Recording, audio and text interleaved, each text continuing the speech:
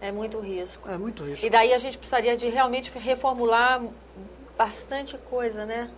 Senador, a própria elaboração do orçamento, a maneira como o orçamento é feito, isso já foi motivo de uma CPI mista aqui no Congresso Nacional. No entanto, são mecanismos que ainda não estão bem aprimorados? Não estão. O orçamento, primeiro, é uma peça de ficção, como se diz. Segundo, o Poder Executivo tem uma força imensa.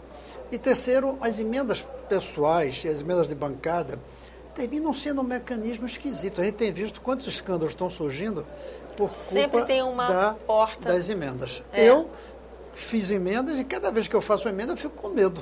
E olha que eu sou muito cuidadoso e só faço emenda através de governo. Eu evito emenda para ONGs. E quando vai para uma ONG é através do governo, porque aí eu digo o governo fiscaliza, ele se vire. Mesmo assim é muito perigoso. Tem que acabar. O orçamento tem que ser radicalmente diferente. Como é que o senhor acha que deveria ser? O que precisa ser aprimorado? Eu acho que, primeiro, deveríamos ter um grupo permanente trabalhando nisso, vinculado à Comissão de Educação, tanto na Câmara quanto aqui. E esse grupo analisando não só quanto se vai gastar, mas qual é a consequência disso. Que eu agora consegui que se criasse uma subcomissão na Comissão de Economia para acompanhar o orçamento. Não para ver quanto se gasta, mas para ver qual é a consequência desse gasto para a sociedade e para a economia.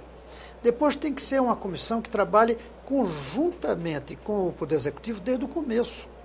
Hoje não, hoje o Poder Executivo elabora e manda para cá. Tinha que ter, ao longo de todo o processo, um grupo, nem que fosse de técnicos do Senado, junto com os técnicos do Poder Executivo, elaborando o orçamento. Isso realmente é uma ideia bacana, porque talvez desse para o contribuinte uma outra noção do que é o orçamento, né? De como é a participação dele nesses investimentos, né, senador? Outra coisa que eu defendo aqui nesse texto é a maneira de escolher os ministros do Supremo e os ministros do Tribunal de Contas. O Tribunal de Contas, para mim, devia ser por concurso público. Realmente. Concurso público. Não tem que ser indicado por presidente, nem indicado pelo Congresso.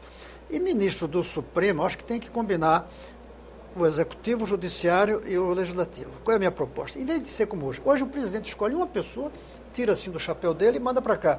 A gente faz de conta que sabatina e ratifica apoiando. A minha proposta é a seguinte: o sistema judiciário, os juízes, OAB, escolhem 6 nomes e mandam esses 6 nomes para o presidente. O presidente escolhe 3 desses 6 e manda para o Congresso. O Congresso tira dos 3 um. Aí sim. Aí vai ter sabatina para valer. E tem um distanciamento do caráter político, né? Tem um distanciamento. Eu ouço por aí. O governo Lula já nomeou não sei quantos dos ministros supremos. Só a suspeita, mesmo que não seja verdade, de que sendo indicado pelo presidente está amarrado a ele, só essa suspeita já desmoraliza. Já interfere e desmoraliza a justiça. A simples suspeita.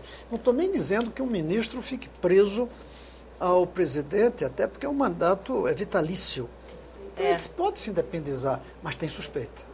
E a suspeita em política e na justiça, essa suspeita é muito ruim. Tem uma proposta também do senhor interessante, que é a perda do mandato parlamentar de quem perde o cargo de ministro, não é? É verdade, como é nos Estados Unidos. Isso também é interessante. A maioria das coisas não são nem invenções, já existem.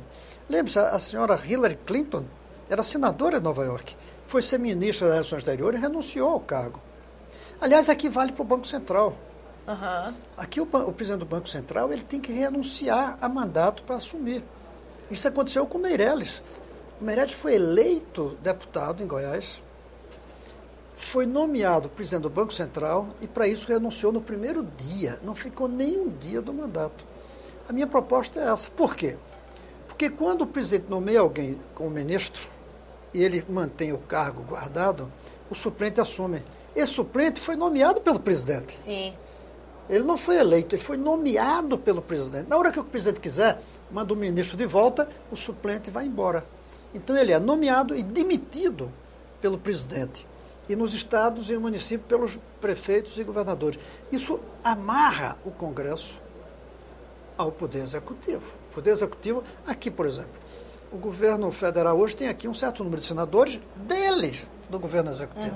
São os suplentes dos ministros que estão lá.